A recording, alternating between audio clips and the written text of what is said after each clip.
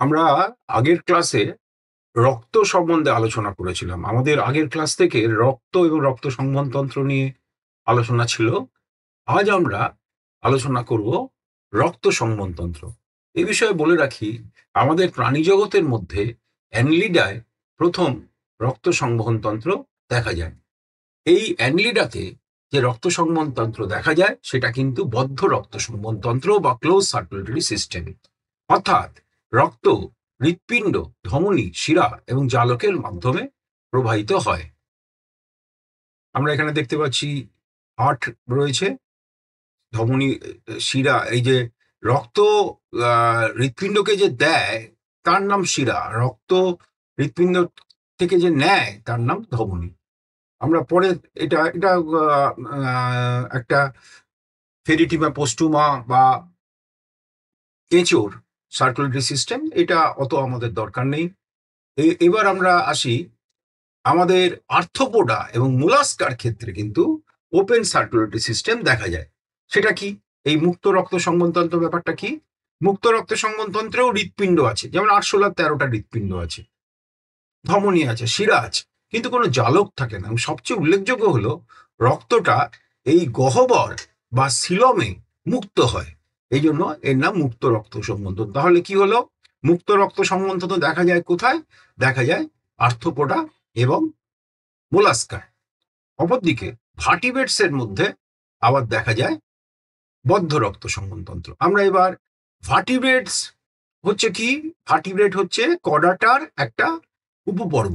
সেই উপপর্বের মধ্যে ন্যাথোস্টোমাটা বলে যে অধিশ্রেণী রয়েছে, তার প্রথম শ্রেণীর নাম কন্ড্রিকথিস, তার পরের শ্রেণীর নাম অস্টেকথিস।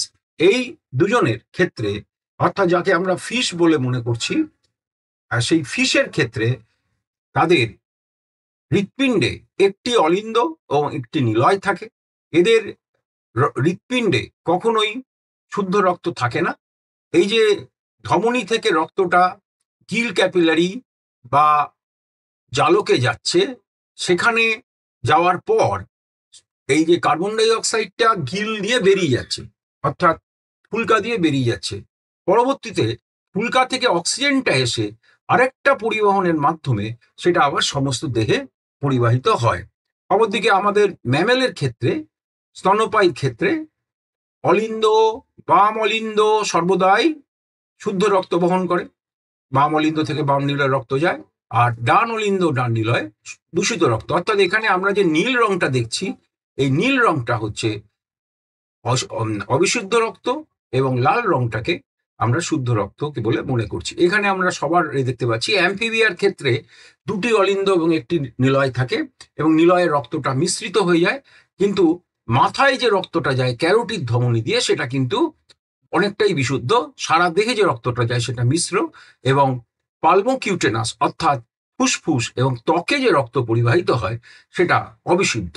অপরদিকে রেপটাইলের ক্ষেত্রে অলিন্দ দুটো, নিলয়টা আর্ধেকভাবে বিভক্ত। আর পাখি এবং স্তন্যপায়ী কিন্তু কখনোই রক্ত মিশ্রিত হওয়ার সম্ভাবনা নেই। আমরা হৃৎপিণ্ডের আলোচনার আগে একটু রক্তবাহের আলোচনায় আসি। আমরা প্রথম ছবিটা দেখতে পাচ্ছি ধমনীর ছবি, আর্টারির ছবি। ধমনীর সবচেয়ে বাইরের যে স্তর তাকে বলে টিউনিকা এক্সটার্না, সেটা অ্যারিওলার যোগকলাতে নির্মিত। পরবর্তী স্তর হলো টিউনিকা মিডিয়া, যাতে আছে মসৃণ পেশি এবং পিত্তন্তুময় যোগকলা। আর তারপরে যেটা একেবারে ভেতরে টিউনিকা ইন্টিমা, সেটা কিন্তু আবার যোগকলা বা অ্যারিওলার যোগকলা নির্মিত। কিন্তু এই ছবিতে আমরা দেখতে পাচ্ছি ধমনীর গহ্বরটা অনেক ছোট, শিরার গহ্বরটা অনেক বড়। তার কারণ কি? সেটা ভালো করে লক্ষ্য করলে তোমরা দেখতে পাবে যে ধমনীর যে টিউনিকা মিডিয়া সেটা অনেক মোটা। দেখো, লক্ষ্য করো ধমনী আর শিরার মধ্যে যে টিউনিকা মিডিয়াটা অনেক বেশি। কিন্তু মানুষের যত বয়স বাড়ে তত তার এই পিত্তন্তুময় যোগকলা কমে যায়, এবং সেই জন্য মানুষের প্রেশারও বৃদ্ধি পায়। আমরা এখানে একটা বিশেষ জিনিস দেখতে পাচ্ছি, ভ্যাসা ভেসোরাম। এটা একটি বিশেষ প্রকারের ধমনী যা বৃহৎ ধমনীর মধ্যে থাকে। এখানেও আমরা ওই টিউনিকা এক্সটার্না, সেটা কি দিয়ে তৈরি সেটা দেখছি। টিউনিকা মিডিয়া, তাতে কি আছে? মসৃণ পেশি এবং আছে পিত্তন্তময় যোগকলা। টিউনিকা ইন্টিমা, এবং টিউনিকা ইন্টিমার ভেতরে থাকে এন্ডোথেলিয়াম। এবার আমরা আসি রক্তজালক সম্বন্ধে। আমরা সাধারণত যে রক্তজালক দেখি তাকে কন্টিনিউয়াস বা বিশুদ্ধ রক্তজালক বলে, কিন্তু ফেনিস্ট্রেটেড রক্তজালক যেটা, সেই ফেনিস্ট্রেটেড রক্তজালক দেখা যায় গ্লোমেরুলাসে। আর সাইনোসাইডাল রক্তজালক যেটা, সেই রক্তজালক, তাহলে ফেনিস্ট্রেটেড রক্তজালকে যে ডায়ামিটার, অর্থাৎ এক একটা জালকের যে ব্যাস সেটা 60 থেকে 80 ন্যানোমিটার, সেখানে সাইনোসাইডালে 30 থেকে 40 ন্যানোমিটার। সাইনোসাইডাল ক্যাপিলারি দেখা যায় যকৃতের মধ্যে, আর ফেনিস্ট্রেটেড দেখা যায় গ্লোমেরুলাস, যেখানে ফিল্টার হয়। এরপরে আমরা আসি পরেরটায়। আমরা রক্ত জালকের মধ্যে কিন্তু একটাই স্তর আছে, তার নাম এন্ডোথেলিয়াম, এবং তার মধ্যে যে কোষ থাকে তার নাম পেরিসাইট। এবার আমরা আসি মানুষের যে হৃৎপিণ্ড তার আলোচনায়। হৃৎপিণ্ডে আমরা দেখতে পাচ্ছি ডান অলিন্দ রয়েছে, ডান নিলয় রয়েছে। ডান অলিন্দে রক্ত, কি রক্ত আসবে? সুপিরিয়র ভেনা কাভা বা ঊর্ধ্বমুখী শিরা, মহাশিরা, এবং ইনফেরিয়র ভেনা কাভা বা নিম্নমুখী শিরা, এবং আরেকটা জিনিস এখানে নেই, সেটা হচ্ছে ক্যারোটিড শিরা, সেটা হৃৎপিণ্ডের নিজস্ব শিরা। অপরদিকে একই সময় পালমোনারি ভেন, যেটা সংখ্যা 4টে, দুদিকে দেখো 2টো করে রয়েছে, তার মাধ্যমে বাম অলিন্দে শুদ্ধ রক্ত ফুসফুস থেকে আসছে। এরপরে ডান অলিন্দ এবং ডান নিলয়ের মাধ্যমে আছে কি আছে? ত্রিপত্র কপাটিকা, 3টে ফ্ল্যাপ। আর বাম অলিন্দ আর বাম নিলয়ের মাঝখানে আছে দ্বিপত্র কপাটিকা, যেখানে 2টো ফ্ল্যাপ। অর্থাৎ রক্ত অলিন্দ যখন সংকুচিত হয় তখন এই ফ্ল্যাপগুলো খুলে যায়, এবং যার ফলে রক্ত নির্দিষ্ট নিলয়ের মধ্যে চলে যায়, এবং ডান নিলয় থেকে রক্ত, দূষিত রক্ত চলে যায় পালমোনারি ধমনির মধ্যে, যার থেকে ফুসফুসে। অপরদিকে বাম নিলয় থেকে রক্ত চলে যায় মহাধমনী বা অ্যাওর্টায়, সেই অ্যাওর্টা থেকে আবার বিভিন্ন ধমনী সৃষ্টি হয়। এই ছবিতে আমরা দেখতে পাচ্ছি। আমরা এবার আসি অলিন্দের পেশির নাম কি। অলিন্দের পেশির নাম পেকটিনেট পেশি, নিলয়ের পেশির নাম প্যাপিলারি পেশি, এবং সেই প্যাপিলারি পেশির মধ্যে যে খাঁজ দেখা যায় তার নাম কলোমেনা কার্নি। এখানেও মোটামুটি এই জিনিসটা। এখানে আরেকটা জিনিস আমরা একটু দেখে নিই। ইউস্টেশিয়ান ভাল্ভ ভ্রূণের আগে, ভ্রূণ অবস্থায় দেখা যায়, মানে জন্মের আগে দেখা যায়। এটা দেখা যায় কোথায়? নিম্ন মহাশিরায়। আর করোনারি সাইনাস, করোনারি শিরাটা যেখানে উন্মুক্ত হয় সেখানে করোনারি সাইনাস থাকে, সেখানে জন্মের আগে ভ্রূণ অবস্থায় দেখা যায় থেবেশিয়ান কপাটিকা। এটা একটা সম্পূর্ণ রক্ত সংবহন দেখা যাচ্ছে, যেখানে সিস্টেমিক রক্ত সংবহন এবং পালমোনারি সংবহন দুটোই দেখা যাচ্ছে। সিস্টেমিক সংবহনের মাধ্যমে সারা দেহে রক্ত সংবাহিত হয়, আর ফুসফুসীয় সংবহন এর মাধ্যমে পালমোনারি সংবহন দেখা যায়। করোনারি সাইনাস কি আগেই বলেছি। করোনারি সাইনাস করোনারি শিরা যেখানে ওপেন করে, আর করোনারি সালকাস হলো হৃৎপিণ্ড, অলিন্দ ও নিলয়ের মধ্যে একটা খাঁজ।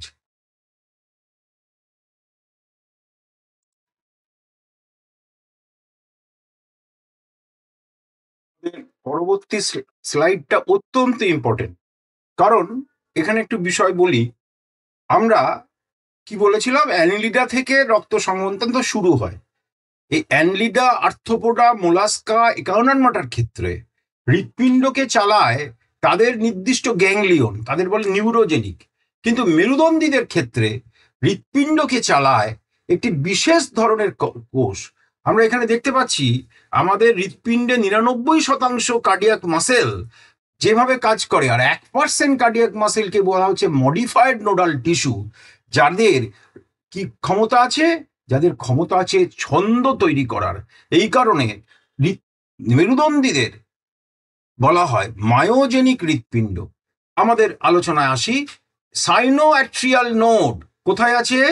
যেখানে আমরা কোথায় রয়েছে? এটা কি? এটা হচ্ছে আমাদের ডান অলিন্দ। ডান অলিন্দে ঊর্ধ্ব মহাশিরাটা যেখানে ওপেন করছে তার বাঁ দিকে অবস্থিত, এবং তার থেকে 70টা থেকে 80টা ছন্দ তৈরি হয়।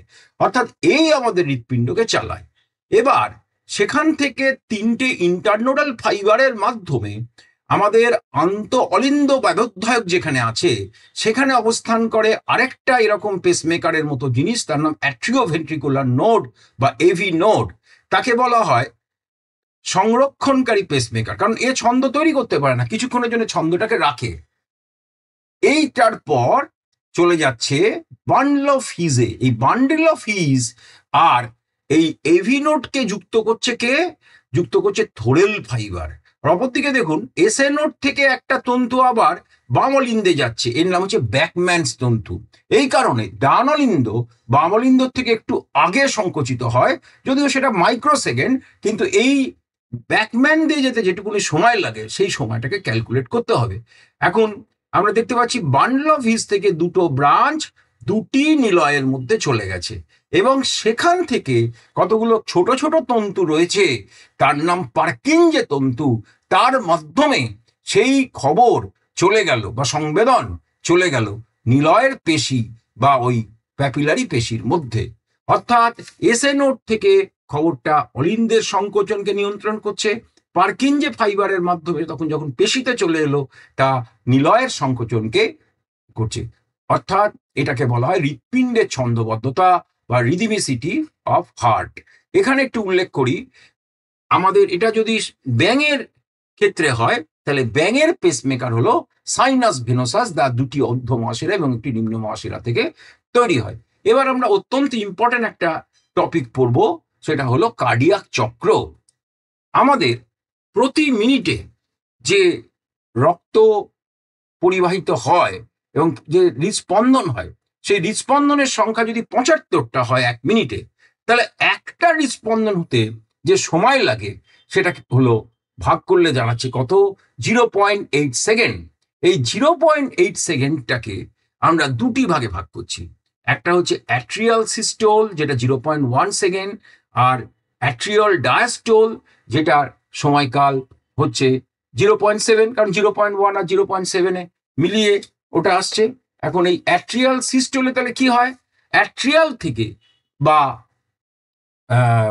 অলিন্দ থেকে রক্ত নিলয়ে যায়। আর অ্যাট্রিয়াল ডায়াস্টোলে কি হয়, অ্যাট্রিয়াল ডায়াস্টোলে শিরাগুলো থেকে, অর্থাৎ ঊর্ধ্বমুখী শিরা, নিম্নমুখী শিরা এবং ফুসফুসের শিরার মাধ্যমে অলিন্দের মধ্যে রক্ত আসে। এবার আমরা নিলয়ের সিস্টোলটা একটু ডিটেলসে আলোচনা করি। এখানে নিচে যে ছবিটা রয়েছে এটা আমি আবার দেখাবো, এটা হচ্ছে ইসিজি, ইলেকট্রোকার্ডিওগ্রাম। পি ওয়েভকে ডিনোট করে অ্যাট্রিয়াল সিস্টোল বা অ্যাট্রিয়াল ডিপোলারাইজেশন, পেশির সংকোচনের এই নিউরীয় ঘটনাকে বলে ডিপোলারাইজেশন। অপরদিকে কিউআরএস কে কি সূচনা করে, ভেন্ট্রিকলের সংকোচন, আর টি ওয়েভ করে ভেন্ট্রিকলের বা নিলয়ের প্রসারণ। আমরা প্রথমে নিলয়ের সিস্টোলের কথায় আসি। নিলয়ের সিস্টোলের সময়কাল হলো 0.3 সেকেন্ড। আগে ভালো করে ব্যাপারটা বুঝে নাও, নিলয়ের সিস্টোল মানে কি। নিলয়ের সিস্টোল মানে রক্তটা যখন নিলয়ে থেকে ধমনীতে যাবে। এবার এই নিলয় থেকে ধমনীতে যাওয়ার আগে একটা জিনিস হবে, সেটা কি, নিলয়ের এবং অলিন্দের মাঝখানে যে দ্বিপত্র এবং ত্রিপত্র কপাটিকা আছে তা বন্ধ হয়ে যায়, তাকে বলে প্রথম হৃদধ্বনি। এবং এই বন্ধ হয়ে যাওয়ার ফলে ওপরের যে কপাটিকা সেটা বন্ধ, আর ডান নিলয় এবং রক্ত কোথায় যায়, ফুসফুসীয় ধমনীতে, সেখানে কে থাকে, পালমোনারি ভালভ, তার সংখ্যা 3টি এবং সেটা দেখতে অর্ধচন্দ্রাকার। বাম নিলয় থেকে মহাধমনীতে যেখানে যায় সেখানেও 3টি অর্ধচন্দ্রাকার কপাটিকা আছে, তার নাম অ্যাওর্টিক ভালভ। এই কপাটিকাগুলো বন্ধ, যার ফলে ভর্তি একটা জায়গা সেখানে রক্ত রয়েছে, সেটাকে বলে সমদৈর্ঘ্য সংকোচন কাল বা আইসোমেট্রিক কন্ট্রাকশন পিরিয়ড। তার সময়কাল হলো 0.05 সেকেন্ড। এবার কি হলো না, ওই পালমোনারি ভালভ এবং অ্যাওর্টিক ভালভ খুলে যাওয়ার ফলে প্রথমে খুব জোরে রক্ত গেল, তাকে বলে সর্বাধিক নিক্ষেপণ কাল, যার সময়কাল হলো 0.11। তারপর আস্তে আস্তে রক্ত গেল, তাকে বলে মন্দীভূত নিক্ষেপণ কাল, যার সময়কাল 0.14। তাহলে 0.05, 0.01 এবং 0.14কে যোগ করলে দাঁড়াচ্ছে 0.30। এবার আমরা আসি নিলয়ের ডায়াস্টোল। আগে বুঝে নিতে হবে নিলয়ের ডায়াস্টোলটা কি। নিলয় যখন রক্ত নেবে, তাহলে নিলয় যখন রক্ত নেবে তার আগে দ্বিতীয় হৃদধ্বনি হতে হবে, অর্থাৎ ওই পালমোনারি ভালভ অ্যাওর্টিক ভালভ বন্ধ হতে হবে। কিন্তু এই পালমোনারি ভালভ অ্যাওর্টিক ভালভ বন্ধ আর নিলয়ের ডায়াস্টোল হওয়ার মাঝখানে একটা প্রোটোডায়াস্টোলিক পিরিয়ড বলে একটা সময়কাল আছে। এবার দ্বিতীয় ওটা বন্ধ হয়ে গেল, দ্বিতীয় হৃদধ্বনি, কিন্তু এখন কিন্তু নিলয়ের মধ্যে কোনো রক্ত নেই, কিন্তু কপাটিকা বন্ধ থাকার ফলে ওই যে ফাঁকা জায়গাটা সেটাকে বলা হচ্ছে, আগেরটা বলা হয়েছিল কি সমমাপ সংকোচনকাল, এটাকে বলা হচ্ছে সমমাপ প্রসারণকাল। এই সমমাপ প্রসারণকাল তার যে টাইমিং, সেই টাইমিং হলো 0.08 সেকেন্ড। অপরদিকে এবার বাইকাসপিড এবং ট্রাইকাসপিড ভালভ খুলে গেল, খুলে যাওয়ার ফলে রক্ত খুব দ্রুত এলো।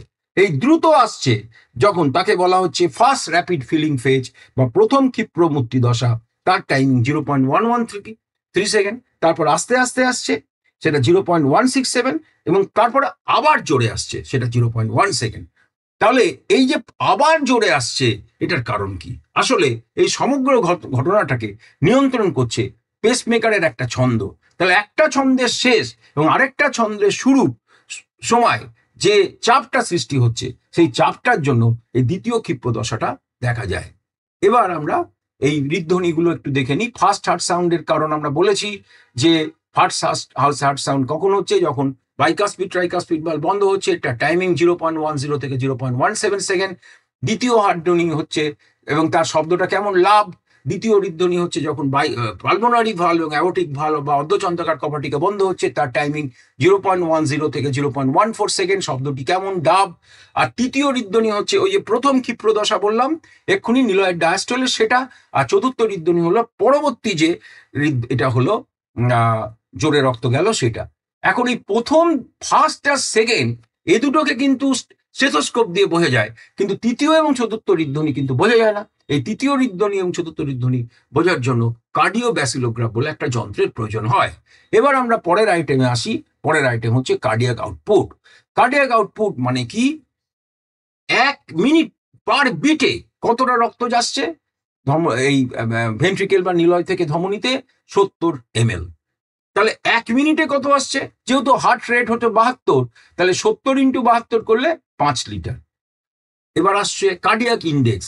এই যে কার্ডিয়াক আউটপুটকে আমরা দেহতলের ক্ষেত্রফল দিয়ে যদি ভাগ করি তাহলে সেটা আসে, সেটা সাধারণত 3.35 লিটারকে যদি ধরা হয়, আর একটা 70 কেজি ওজন এবং 6 ফুট হাইটের লোককে চিন্তা করা হয়, তার স্কোয়ার ফিট হলো 1.8 স্কোয়ার মিটার, তাহলে বাদ দিলে এই 3.3 মতো আসে। আমরা এখানে ইলেকট্রোকার্ডিওগ্রাম দেখছি, আমরা আগেই আলোচনা করে দিচ্ছি। পি ওয়েভ মানে অলিন্দের সংকোচন, কিউআরএস মানে নিলয়ের সংকোচন, এসটি মানে হলো নিলয়ের প্রসারণ। আমরা এবার আসি কার্ডিয়াক আউটপুটকে নির্ণয় করে কে। 1 নম্বর ভেনাস রিটার্ন। রক্ত শিরা থেকে যদি অলিন্দগুলোতে আসে তাহলে অলিন্দেতে বেশি রক্ত আসলে অলিন্দ থেকে নিলয় এবং নিলয় থেকে ধমনীতেও বেশি পরিমাণ রক্ত যাবে। এবার যদি ছন্দবদ্ধতা ঠিক থাকে তাহলে পেশি তাড়াতাড়ি কাজ করবে, যদি তার মধ্যে পরিবাহিতা ঠিক থাকে তাহলে কাজ করবে। অপরদিকে ধমনীর মধ্যে যদি কোলেস্টেরল জমে যায় বা প্রান্তীয় বাধা বাড়ে তাহলে কার্ডিয়াক আউটপুট কমে যাবে। কার্ডিয়াক আউটপুট নির্ণয়ের একটি পরোক্ষ পদ্ধতি হলো ফিক্স প্রিন্সিপাল। ফিক্স প্রিন্সিপালে বলছে আমাদের 1 মিনিটে কতটা অক্সিজেন আছে, আর আমাদের 100 সিসি ধমনী রক্তে কত অক্সিজেন আছে এবং 100 সিসি শিরা রক্তে কত অক্সিজেন আছে। যদি 1 মিনিটে ধমনীতে ফুসফুসে অক্সিজেনের পরিমাণ 250 সিসি হয়, আর পালমোনারি ফুসফুসীয় ধমনীতে হয় 19 সিসি 100 সিসিতে, এবং ফুসফুসীয় শিরাতে হয় 14 সিসি, তাহলে মাইনাস করলে 5 দাঁড়াচ্ছে, তাহলে 250/5 × 100 করলে দাঁড়ায় 5000 সিসি। আচ্ছা, এবার আমরা আসি এই সমস্ত সার্কুলেটরি সিস্টেমের নিয়ন্ত্রণ পদ্ধতি। আমরা যদি আগেই বলেছি আমাদের পেসমেকারই আমাদের হৃৎপিণ্ডকে নিয়ন্ত্রণ করে, কিন্তু যেমন আমাদের যে স্বয়ংক্রিয় স্নায়ুতন্ত্র আছে তার মধ্যে স্বতন্ত্র স্নায়ুতন্ত্র হৃৎস্পন্দনকে বাড়ায়, পরাস্বতন্ত্র হৃৎস্পন্দনকে কমায়। ভ্যাসোমোটর সেন্টার আমাদের মেডুলা অবলাঙ্গাটার আছে, সে ধমনীকে প্রসারিত করে বা সংকুচিত করে। এছাড়া অ্যাড্রেনাল মেডুলা থেকে যে অ্যাড্রিনালিন বেরোয় বা থাইরক্সিন হরমোন, তারা হৃৎস্পন্দনকে বাড়াতে সাহায্য করে। আচ্ছা, ব্লাড প্রেশার কাকে বলে?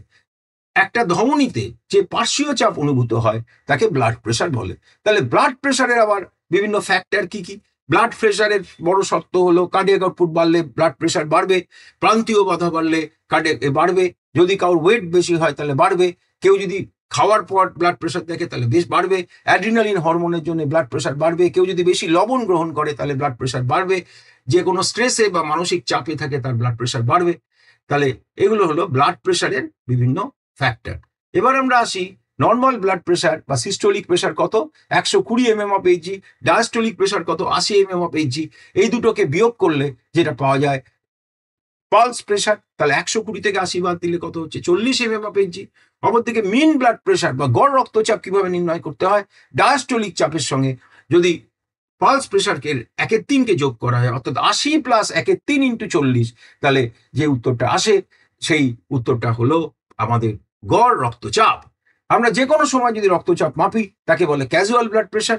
আমরা যদি মৌল বিপাক হারের যে সংজ্ঞা পড়েছি সেইভাবে যদি আমরা ব্লাড প্রেশার মাপি তাহলে সেটাকে বলা হয় বিপাকীয় চাপ। আমাদের প্রেশার বাড়ছে 120 থেকে 129 সিস্টোলিক এবং 80 একটু বেশি যদি হয় তাহলে সেটাকে এলিভেটেড ব্লাড প্রেশার বলে। কিন্তু স্টেজ 1 130 থেকে 139 যদি হাই ব্লাড প্রেশার, কিন্তু 140-এরও বেশি বা 200-250 পর্যন্ত হয়ে যায় তাহলে সেটা অত্যন্ত বেশি হাইপারটেনশন বলে মনে করা হয়। ক্রনিক হাইপারটেনশনের কারণ, অর্থাৎ কোনো কারণে যদি হয় হাইপারটেনশন হয় তাহলে সেটা হতে পারে তার কোলেস্টেরল বেশি, তার জন্য হাইপারটেনশন বাড়তে পারে, প্রেগন্যান্সির সময় হাইপারটেনশন বাড়তে পারে। হ্যাঁ, তাহলে এগুলো হচ্ছে ক্রনিক কারণ। আর যদি কোনো কারণ ছাড়াই হয় তাহলে সেটার একটা অন্য মানে রয়েছে। আচ্ছা,